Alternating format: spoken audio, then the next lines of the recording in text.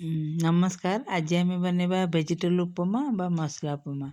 से आम प्रस्तुति आग प्रणालीटा देखी ना। मु गोटे गिना सुजी नहीं, सुजी को टिके लुण पकईकि भाजी देती। से परिवा दरकार गोटे आलू, से दरकार गोटे आलू, 2टा पियाज, गाजर, बीन्स, मटर, फूलकोबी।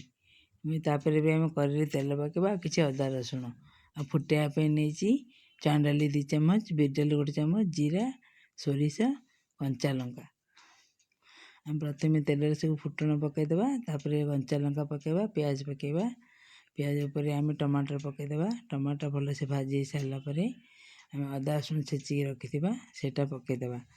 आपड़ इच्छा हेल्ले भृषंगा पत्र पकईबे।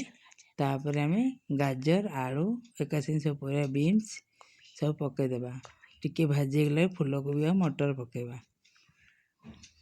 सब गुड़ा भलसे मिसईदेवे, टिके घोड़े देवे। घोड़े सीझी गला से लुण टिके पकईबा। लुण निज स्वाद अनुसार पकईबे। आपड़ी पूरा धड़ा उपमा खाते सेमती रखिए, ना परिया टे हलदी गुंड पकईबे, सामान्य टिके पकईबे। तापर आम परिया सीझिला सुजीर माप अनुसार पानी देदेबा। पानी फुटिला मु गोटे गिना सुजी नहीं, से 2 गिना पानी देती। सुजी पानी फुटिला, सुजी घाटी देली। एवं आमर मसला उपमा प्रस्तुत हो गला। आपको आम घोड़े देवा किस समय भलसे सीझापी। सीझीगला 2 मिनट पर गैस को बंद कर तलक ओह्लैदेवा।